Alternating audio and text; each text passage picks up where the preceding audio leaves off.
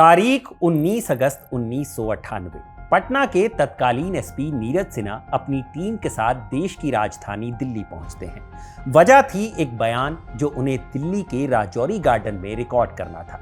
यह मामला जुड़ा था बिहार के एक हाई प्रोफाइल रेप केस से, जिसमें आरजेडी की एक नेता का नाम सामने आ रहा था।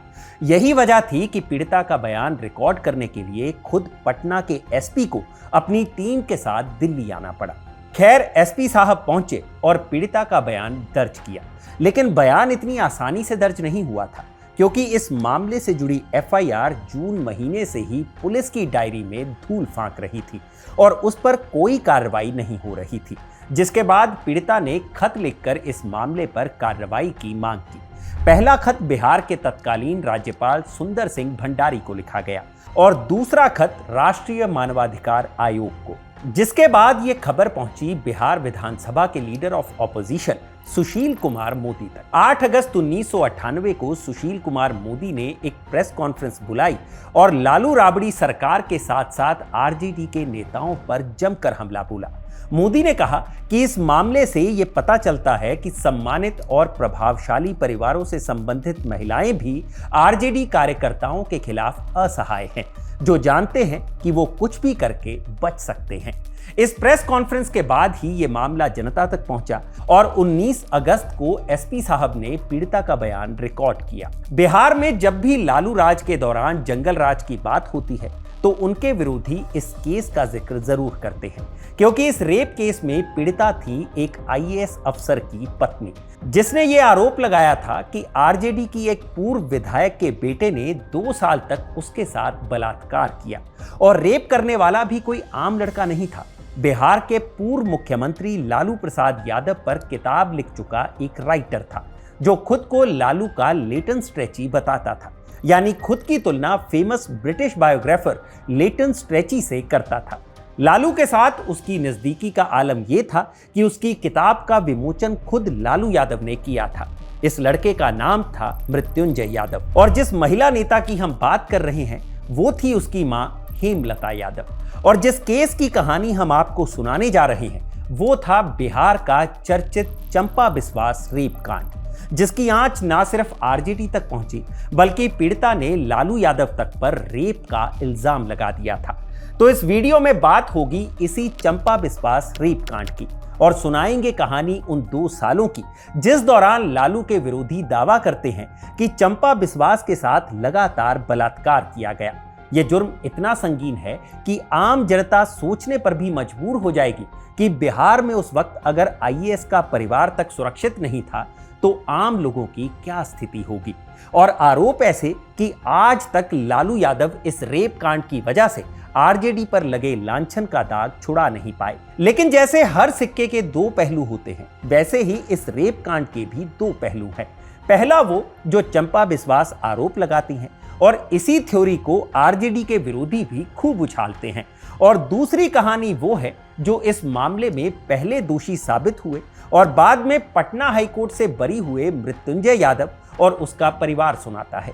जिसके बाद ये सवाल उठना लाजमी है कि क्या ये वाकई रेप था या कुछ और। नमस्कार, मैं हूं भूपेंद्र सोनी और आप देख रहे हैं मगध साम्राज्य, जिसमें आज कहानी बिहार के चर्चित चंपा बिस्वास रेप कांड की।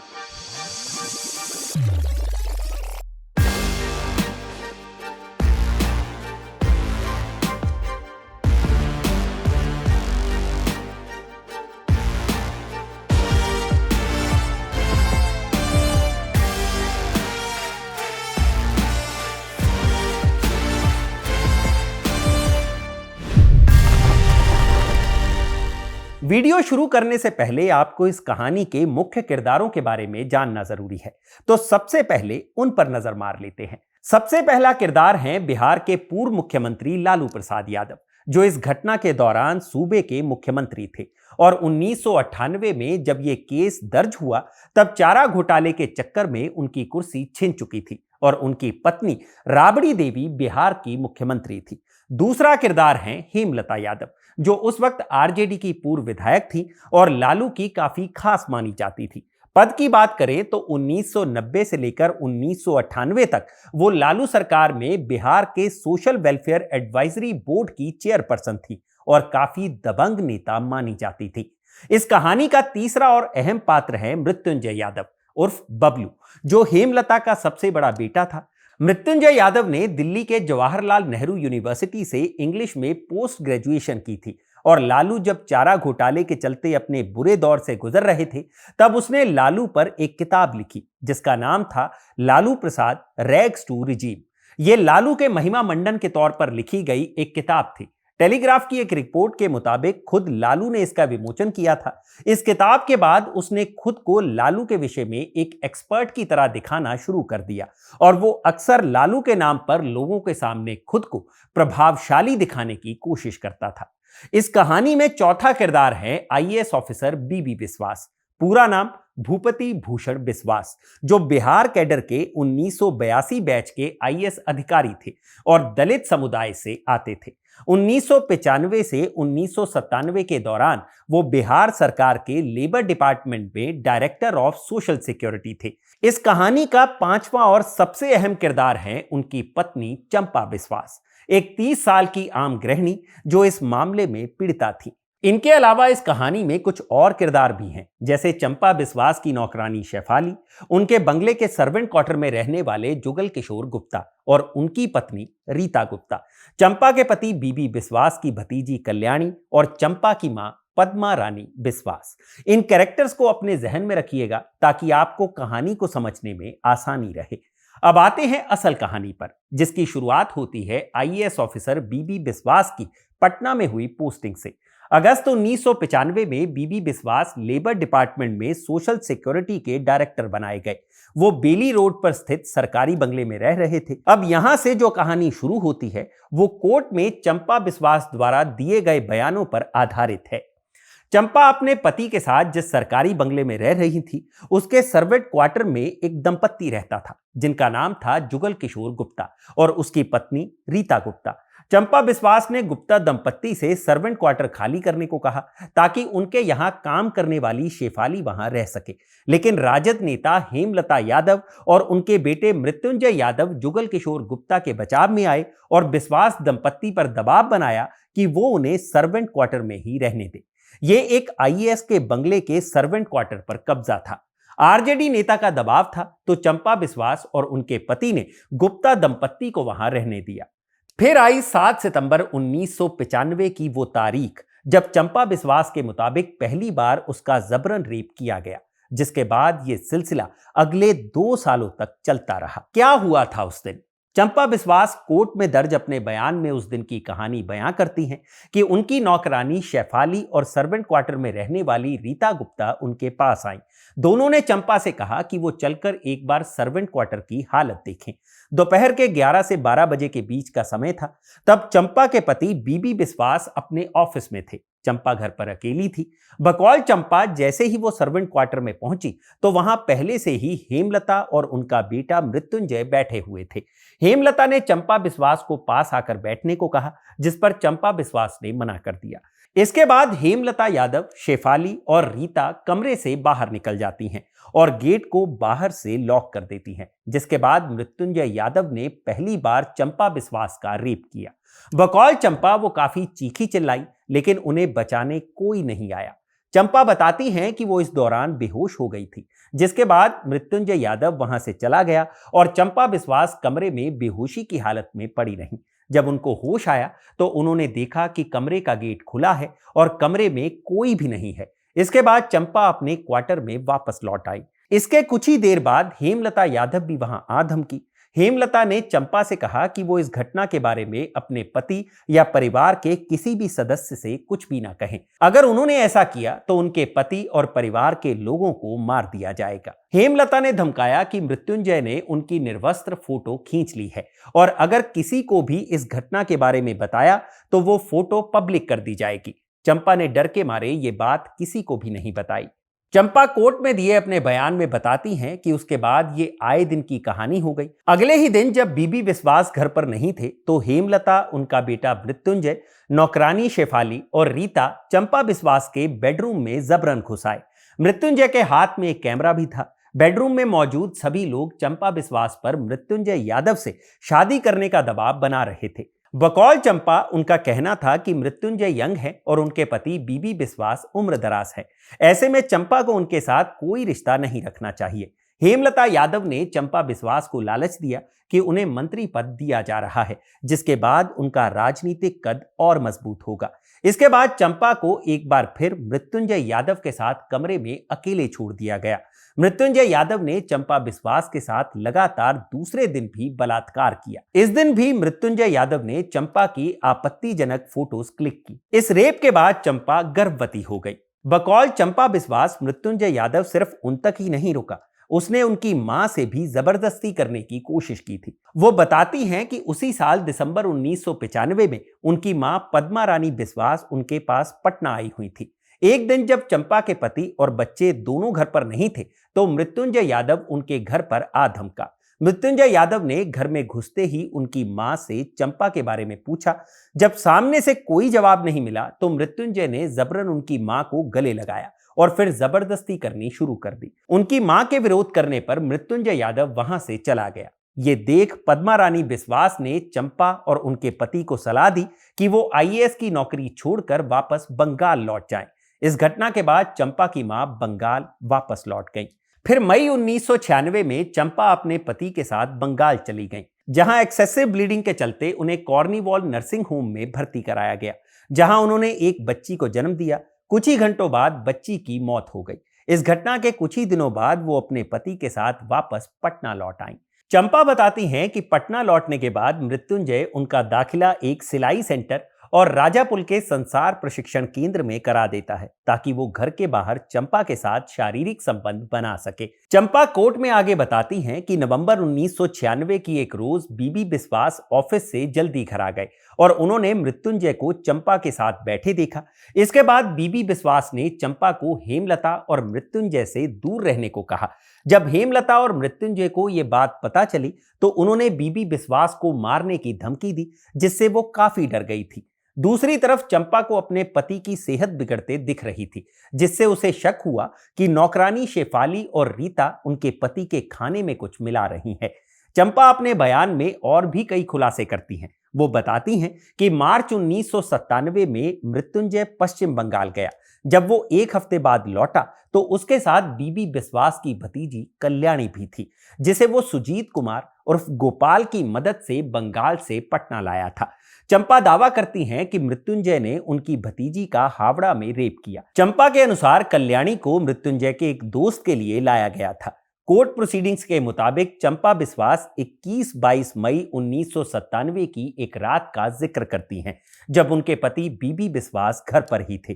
चंपा बताती हैं कि मृत्युंजय ने उन्हें दरवाजा खोलने के लिए धमकाया और फिर बीबी बिस्वास के कमरे का दरवाजा सोफे की मदद से अटका दिया और उसके साथ जोर जबरदस्ती की। इसी दौरान बीबी बिस्वास की नींद खुली, तो उन्होंने दरवाजा खोलने की कोशिश की, जिसके बाद मृत्युंजय वहां से भाग गया। बकौल चंपा, मृत्युंजय की धमकी की वजह से उन्होंने अपने पति को कुछ नहीं बताया। लेकिन यह घिनौनी हरकत सिर्फ चंपा के साथ ही नहीं हो रही थी, कल्याणी और सर्वेंट क्वार्टर में रहने वाली रीता गुप्ता के साथ भी हुई थी। चंपा कोर्ट में दिए अपने बयान में बताती हैं कि कल्याणी और रीता गर्भवती हो गई थी। कल्याणी तो 2 बार गर्भवती हुई और मृत्युंजय के कहने पर दोनों महिलाओं का गर्भपात डॉक्टर मुखर्जी नाम के एक डॉक्टर ने किया। घर का माहौल ऐसा हो गया था कि चंपा के बच्चों को घर पर पढ़ाने जो टीचर आया करते थे, उन्होंने भी मृत्युंजय के डर से आना बंद कर दिया। इस टीचर का नाम राजेश कुमार सिंह था। राजेश के बाद एक नए टीचर ने पढ़ाना शुरू किया, जिनका नाम था अवध किशोर सिन्हा। चंपा बताती हैं कि मृत्युंजय ने उस टीचर को भी अपने साथ शामिल कर लिया। जब भी मृत्युंजय चंपा बिस्वास के साथ होता, तो अवध किशोर सिन्हा बाहर निगरानी रखता था।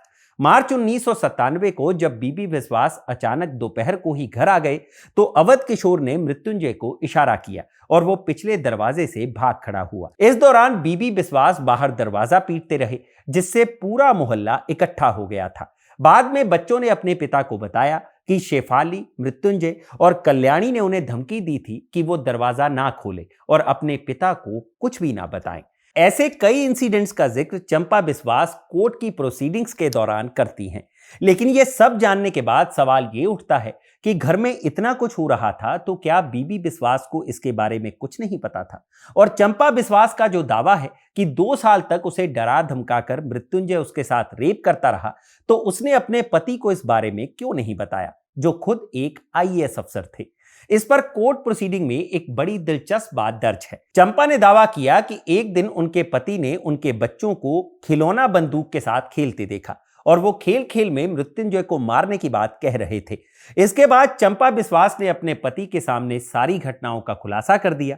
इंडिया टुडे की रिपोर्ट के मुताबिक जुलाई 1997 में बीबी बिस्वास को इन सब के बारे में पता चला। ये जानने के बाद कि बीबी बिस्वास को ये सारी बातें पता चल चुकी हैं, मृत्युंजय अब और आक्रामक हो गया। बीबी बिस्वास को पता चला कि उन्हें और उनके बच्चों को मारने की साजिश रची जा रही है, जिसमें कुछ कर्मचारी, पड़ोसी और अन्य लोग भी शामिल थे। वो काफी डर गए थे। चंपा ने बताया कि इसके बाद उनके पति ने पटना छोड़ने का फैसला किया और वो दिल्ली के लिए रवाना हो गए। दिल्ली में वो अलग अलग जगहों पर रहे। उसके बाद ही उन्होंने जून 1998 में मृत्युंजय और हेमलता यादव के खिलाफ मुकदमा दर्ज करवाया और कार्रवाई नहीं हुई तो अगस्त 1998 में बिहार के राज्यपाल और राष्ट्रीय मानवाधिकार आयोग को पत्र लिखकर गुहार लगाई, जिसकी बात हम वीडियो की शुरुआत में कर चुके हैं। चंपा ने कहा था कि वो अनुसूचित जाति से थी, सिर्फ इस वजह से उनके साथ ऐसा घिनौना कृत्य किया जा रहा था। इस मामले के उजागर होने के बाद बिहार के राज्यपाल सुंदर सिंह भंडारी ने होम मिनिस्ट्री को इस मामले में इंटरवीन करने की अपील की थी। रही बात बिहार की, तो तत्कालीन डीजीपी नियाज अहमद ने पुलिस को आरोपों की जांच करने को कहा और आखिरकार बढ़ते दबाव के चलते मृत्युंजय यादव और उनकी मां हेमलता यादव को गिरफ्तार कर लिया गया। इसी गिरफ्तारी के बाद चंपा के ऊपर दिए गए बयान, जिनका हमने अभी अभी जिक्र किया, वो कोर्ट में दर्ज हुए।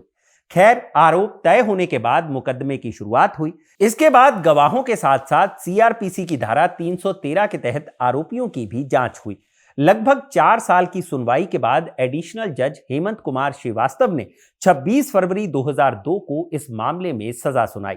मृत्युंजय यादव को धारा 376 और 506 के तहत बलात्कार का दोषी ठहराया गया। हेमलता यादव को धारा 120 के साथ साथ धारा 376 और 506 के तहत अपराध के लिए दोषी पाया गया। मृत्युंजय को 10 साल के कठोर कारावास और 10,000 रुपए के जुर्माने की सजा सुनाई गई। उनकी मां हेमलता यादव को 3 साल और 126 दिनों की सजा हुई, लेकिन वो पहले ही इस मामले में इतने वक्त से जेल काट रही थी, तो उन्हें रिहा कर दिया गया। हेमलता यादव और मृत्युंजय यादव ने इस फैसले को पटना हाई कोर्ट में चैलेंज किया। बस यहीं से इस पूरे मामले का दूसरा पहलू उजागर होना शुरू हुआ, जहां कोर्ट में चंपा बिस्वास की बताई बातों को सवालों के घेरे में रखा गया। तो एक नजर पटना हाई कोर्ट की प्रोसीडिंग्स पर भी मार लेते हैं। इस मामले में पटना हाई कोर्ट में लगभग 8 साल तक सुनवाई चली, जिसमें सारे आरोपियों और गवाहों से पूछताछ की गई। कोर्ट ने माना कि आरोपों पर सही ढंग से निर्णय लिया गया है या नहीं, इस पर चर्चा करने के लिए उन अपराधों का उल्लेख करना आवश्यक है जिनके तहत आरोपी अपीलकर्ताओं को दोषी ठहराया गया है। चूंकि मृत्युंजय यादव और उनकी मां हेमलता यादव पर 376 और 506 के तहत बलात्कार का मुकदमा दर्ज हुआ था, तो सबसे पहले बलात्कार को परिभाषित किया गया। कोर्ट ने कहा कि बलात्कार में यदि धमकी और जबरदस्ती को हटा दिया जाए तो यह सहमति से यौन संबंध बन जाता है, यानी कि कंसेंशुअल सेक्स। कोर्ट ने आईपीसी की धारा 375 के तहत रेप को परिभाषित किया। कोर्ट ने कहा कि अगर किसी अपवाद को छोड़ दिया जाए तो किसी महिला के साथ 6 में से किसी भी परिस्थिति में अगर यौन संबंध बनाया जाता है तो उसे रेप माना जाएगा। इन 6 परिस्थितियों में एक परिस्थिति ऐसी थी जो चंपा बिस्वास के केस पर सटीक बैठती थी। यह परिस्थिति थी महिला की सहमति के साथ संबंध बनाना, लेकिन जब सहमति इस शर्त पर हो कि उसे या किसी ऐसे व्यक्ति को जिसमें उसकी रुचि हो उसे मृत्यु या चोट पहुंचाई जाएगी, यानी उसके किसी अपने को मारने या उसको चोट पहुंचाने की धमकी दी जाएगी। कोर्ट ने बलात्कार के इसी बिंदु को संज्ञान में लिया कि पीड़िता ने कहा कि उन्होंने हर बार सहमति दी, सिवाय पहली 2 घटनाओं के। पहली और दूसरी घटना में उनकी इच्छा के विरुद्ध और बिना उनकी सहमति के चंपा बिस्वास के साथ संबंध बनाया गया था। ये वो घटना थी जब पहली और दूसरी बार मृत्युंजय यादव और हेमलता यादव उनके बंगले में आए थे। कोर्ट में कुछ बातें शिकायत करने वाली चंपा बिस्वास के खिलाफ भी सामने आई। चंपा एक आईएएस अधिकारी की पत्नी है और उनके पति बीबी बिस्वास और उनके बीच उम्र का बड़ा फर्क है। बीबी बिस्वास ने कोर्ट को बताया कि जब उनकी शादी हुई थी तब उनकी उम्र 41 साल थी और चंपा की उम्र महज 18 साल। चंपा उनकी दूसरी पत्नी थी। कोर्ट ने यह भी देखा कि कोई भी गवाह, चाहे पुरुष हो या महिला, अभियोजन पक्ष यानी प्रोसिक्यूशन के दावों का समर्थन नहीं कर रहा है, सिवाय चंपा बिस्वास और उनके पति बीबी बिस्वास के। कोर्ट को यह भी पता चला कि चंपा और मृत्युंजय के बीच लगातार यौन संबंध चल रहे थे। हालांकि कोर्ट ने इन बातों को अभियोजन पक्ष के हक में माना, लेकिन साथ ही यह भी कहा कि कुछ चीजें ऐसी हैं जो इस मामले पर शक पैदा करती हैं। चूंकि अपने सारे बयानों में चंपा बिस्वास ने यह कहा था कि उनके पति ने कभी भी उन्हें आपत्तिजनक स्थिति में मृत्युंजय के साथ नहीं देखा था और इसकी पुष्टि उन्होंने खुद से की थी, तो कोर्ट ने बीबी बिस्वास को घटना का प्रत्यक्षदर्शी मानने से इनकार कर दिया। कोर्ट ने माना कि बीबी बिस्वास इस मामले में सिर्फ सुनी सुनाई बातें ही बता रहे हैं। मतलब पूरे केस में पीड़िता चंपा बिस्वास ही अभियोजन पक्ष की एकमात्र गवाह थी जो घटनाओं के बारे में बता पाती हैं। बीबी बिस्वास कोर्ट को बताते हैं कि 20 जुलाई 1997 को उन्होंने अपनी नौकरानी जमुना से चंपा के देर रात लौटने के बारे में पूछा, तो उसने जवाब दिया कि उनकी पत्नी और बेटा मृत्युंजय को स्टेशन पर छोड़ने गए थे। उसी दिन उन्होंने जोगेंद्र गुप्ता से अपनी पत्नी और मृत्युंजय के संबंध के बारे में भी पूछा, तो उन्हें बताया गया कि दोनों के बीच अवैध संबंध हैं। बीबी बिस्वास ने 24 नवंबर 1996 की दोपहर करीब 4:30 बजे की एक घटना का जिक्र किया है, जब उन्होंने पहली बार मृत्युंजय को चंपा के साथ देखा। इस पर उन्होंने अपनी पत्नी को डांट फटकार भी लगाई थी कि ऐसी गतिविधि बर्दाश्त नहीं की जाएगी। फिर जुलाई 1997 को उन्होंने अपनी पत्नी से पूछा कि 21 मई 1997 को उनका बेडरूम क्यों बंद था। तब चंपा ने खुलासा किया कि दरवाजा मृत्युंजय ने बंद किया था और उसने उनके और कल्याणी के साथ रेप किया था। पूछताछ में उस दोपहर की घटना का भी जिक्र है जब टीचर अवध किशोर सिन्हा ने बीबी बिस्वास के बार बार दरवाजा पीटने पर भी नहीं खोला था। इस पर चंपा ने बताया कि टीचर समय पर दरवाजा नहीं खोल रहा था क्योंकि मृत्युंजय उनके और कल्याणी के साथ बलात्कार कर रहा था। कोर्ट में चंपा ने यह भी खुलासा किया कि हेमलता का बॉडीगार्ड भी उनकी नौकरानी शेफाली के साथ बलात्कार कर रहा था। बीबी बिस्वास ने कोर्ट में कहा कि कल्याणी के साथ हावड़ा में भी बलात्कार हुआ था। उन्होंने बताया कि कल्याणी गर्भवती हो गई थी और उनका गर्भपात करवाया गया। इसके अलावा उन्होंने कहा कि रात के वक्त कल्याणी को एक टाटा सूमो गाड़ी में ले जाया जाता था, जहां मृत्युंजय और उनके दोस्त अमित के मणि उसके साथ बलात्कार करते थे। फिर सुबह होने से पहले उसे वापस उसके क्वार्टर में छोड़ दिया जाता था। बीबी बिस्वास ने कोर्ट में एक और हैरान करने वाला एलिगेशन लगाया। ये एलिगेशन आरजेडी प्रमुख लालू प्रसाद यादव पर था। बीबी बिस्वास ने कोर्ट में कहा कि उनकी पत्नी चंपा ने उन्हें बताया था कि मुख्यमंत्री लालू प्रसाद यादव ने भी कल्याणी के साथ बलात्कार किया था। हालांकि बीबी बिस्वास और चंपा बिस्वास ने लालू प्रसाद यादव पर ऐसा ही एलिगेशन सेशन कोर्ट में भी लगाया था, लेकिन तब भी कोर्ट ने लालू प्रसाद यादव पर लगे आरोपों को निरस्त कर दिया था। कोर्ट ने अभियोजन पक्ष पर इस बात को लेकर भी सवाल उठाया कि बीबी बिस्वास और चंपा बिस्वास ने यह मामला दर्ज करवाने में इतनी देर क्यों की। असल में कोर्ट में चंपा के दिए बयानों के मुताबिक मृत्युंजय ने आखिरी बार मई 1997 में उनके साथ संबंध बनाए थे। इस लिहाज से देखा जाए तो यह मुकदमा लगभग 1 साल बाद दर्ज किया गया। बीबी बिस्वास ने कोर्ट में बताया कि पुलिस एफआईआर दर्ज करने में आनाकानी कर रही थी, इसलिए उन्होंने मानवाधिकार आयोग का दरवाजा खटखटाया। हालांकि कोर्ट में बाकी गवाहों का दावा था कि इस बीच भी चंपा और मृत्युंजय के बीच सब चल रहा था।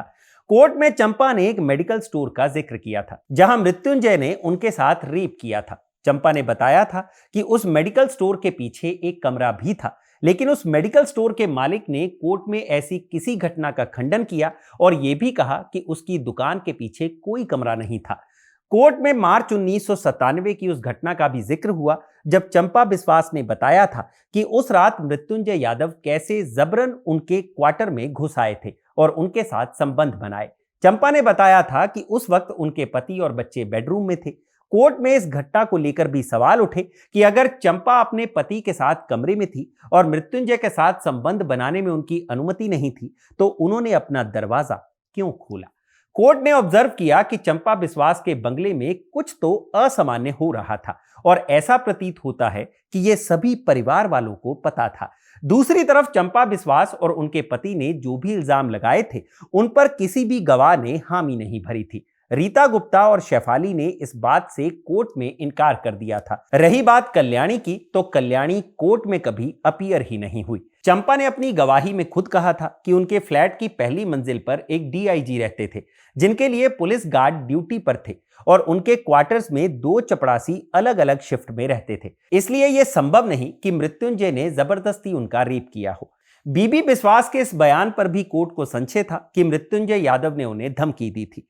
बीबी बिस्वास ने अपनी गवाही में कहा था कि 26 जुलाई 1997 को मृत्युंजय ने घर में दाखिल होने की कोशिश की, जिसके बाद मृत्युंजय को घर आने और परिवार के किसी भी सदस्य से बात ना करने के लिए कहा गया, जिसका पालन करते हुए वो वापस लौट गया। चंपा बिस्वास ने भी अपने बयान में यह स्वीकार किया कि मानवाधिकार आयोग को दिए अपने आवेदन में उन्होंने उल्लेख किया था कि उन्होंने अपने पति के पैर पकड़कर अपनी गलती कबूल की और वादा किया कि उनके द्वारा किए गए पापों को दोहराया नहीं जाएगा। इसके बाद कोर्ट ने हेमलता यादव की संलिप्तता पर चर्चा की। बचाव पक्ष ने कोर्ट के सामने यह तर्क दिया कि यह कल्पना में भी स्वीकार नहीं किया जा सकता कि एक मां अपने बेटे को बिना किसी विवाहित महिला का रेप करने की अनुमति देगी। कोर्ट ने इसे स्वीकार भी किया। कोर्ट में यह भी तर्क रखा गया कि 7 सितंबर 1995 को जब पहली बार चंपा का रेप हुआ, बकौल चंपा उसके बाद 8 सितंबर 1995 को हेमलता यादव उनके क्वार्टर में गई और उन्होंने चंपा बिस्वास को अपने बेटे से शादी करने की सलाह दी। हेमलता यादव के पक्ष में यह दलील दी गई कि अगर वास्तव में ही उनका इरादा शादी का था तो वो अपने बेटे को चंपा का बलात्कार करने की सलाह क्यों देती। कोर्ट के मामले में कुछ और अहम बातें सामने आई, जैसे चंपा बिस्वास ने मृत्युंजय यादव पर बलात्कार का आरोप लगाया, लेकिन कोर्ट को कई बातों पर शक हुआ। चंपा और उनके पति बीबी बिस्वास 2 सितंबर 1995 को उस फ्लैट में आए थे, ये उनकी गवाही और एफआईआर से साफ है। लेकिन 7 और 8 सितंबर की घटनाओं पर संदेह है क्योंकि कोई सबूत नहीं मिला कि चंपा मृत्युंजय के साथ क्वार्टर में गई थी। अगर यह सहमति से नहीं हुआ तो ये घटनाएं असंभावित लगती हैं। हेमलता की भूमिका पर भी सवाल उठे। हेमलता मृत्युंजय की मां उसी परिसर में रहती थी। अगर वो चाहती थी कि उनके बेटे का चंपा के साथ संबंध हो तो उन्होंने अपना क्वार्टर क्यों नहीं दिया, ये सवाल उठता है। चंपा और रीता के रिश्ते पर भी सवाल उठता है। चंपा और बीबी बिस्वास रीता गुप्ता और उनके पति जुगल किशोर गुप्ता को उस क्वार्टर से हटाना चाहते थे, लेकिन अगर हेमलता और मृत्युंजय ने उन्हें धमकी दी थी तो सिर्फ 5 दिन में चंपा का उनके क्वार्टर में जाना मुश्किल लगता है। चंपा और मृत्युंजय की तुलना पर भी कोर्ट ने संशय जताया। चंपा शादीशुदा थी, सिर्फ मैट्रिक पास थी, जबकि मृत्युंजय पढ़ा लिखा था, आकर्षक और अच्छे भविष्य वाला शख्स था, जैसा चंपा ने खुद कहा। इससे कोर्ट को लगा कि चंपा के दावों में कुछ गड़बड़ हो सकती है। कोर्ट में यह तर्क दिया गया कि यह मामला मीडिया और नेताओं ने उछाला। बीबी बिस्वास ने बताया कि सुशील कुमार मोदी की प्रेस कॉन्फ्रेंस के बाद ही एफआईआर दर्ज हुई।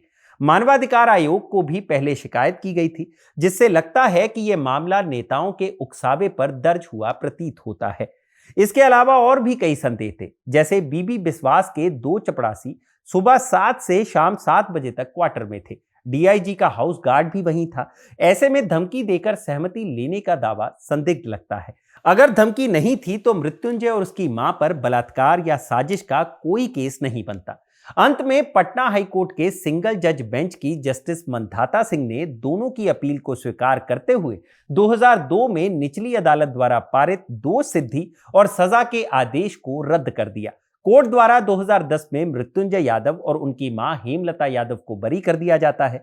इस तरह से बीते 1 दशक से चले आ रहे इस हाई प्रोफाइल मामले को हाईकोर्ट द्वारा एक कंसेंशुअल अफेयर बताया गया।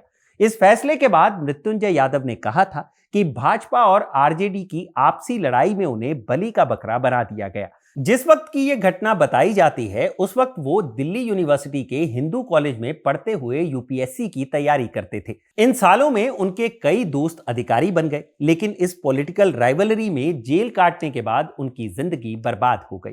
हालांकि इस घटना से 3 साल पहले मृत्युंजय यादव पर एक नेता की बेटी के साथ छेड़छाड़ का आरोप भी लगा था।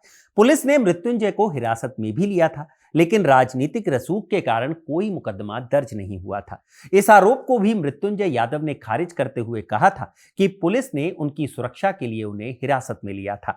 खैर, इस केस के बाद चंपा बिस्वास का क्या हुआ, ये आज तक किसी को नहीं पता। वो कहां है, कोई नहीं जानता। रही बात उनके पति बीबी बिस्वास की, तो 53 साल की उम्र में किडनी फेलियर के चलते उनकी मौत हो गई थी। केस के मुख्य आरोपी बनाए गए मृत्युंजय यादव भी सार्वजनिक जीवन से दूर हो गए। हमने उनसे भी संपर्क करने की कोशिश की थी, लेकिन संपर्क नहीं हो पाया। चंपा बिस्वास के साथ वास्तव में क्या हुआ था, इसकी सच्चाई या तो वो जानती हैं या मृत्युंजय यादव। लेकिन अगर कोर्ट के फैसले को सच्चाई माना जाए तो ये मामला सहमति से संबंध बनाने का था, जिसमें राजनीतिक हस्तक्षेप भी नजर आता है। लेकिन एक बात जो आज भी साफ है वो ये है कि जब जब बिहार में लालू राज के दौरान जंगल राज की बात होती है, तो आज भी उनके विरोधी चंपा बिस्वास के मामले को उछालने से परहेज नहीं करते। 90 के दशक में बिहार नरसंहारों से त्रस्त था, लेकिन इस एक घटना ने जंगल राज का नैरेटिव ज्यादा स्थापित किया, क्योंकि यहां रेप का इल्जाम किसी आम इंसान ने नहीं, बल्कि एक आईएएस की पत्नी ने लगाया था। तो ये था बिहार के चर्चित चंपा बिस्वास रेप कांड से जुड़ा मगध साम्राज्य का पूरा एपिसोड, जिसे लिखा था मेरे साथी ऋषिकेश ने, और इसे कैमरा के पीछे रिकॉर्ड किया है मेरे साथी अभिषेक ने। आपको ये एपिसोड कैसा लगा हमें कमेंट सेक्शन में जरूर बताइएगा, और साथ में ये भी बताइएगा कि आप इस मामले को लेकर क्या सोचते हैं। आखिर सच कौन बोल रहा था? तो इसी के साथ हमें इजाजत दीजिए। मैं हूं भूपेंद्र सोनी और आप देख रहे हैं खबरगांव। शुक्रिया।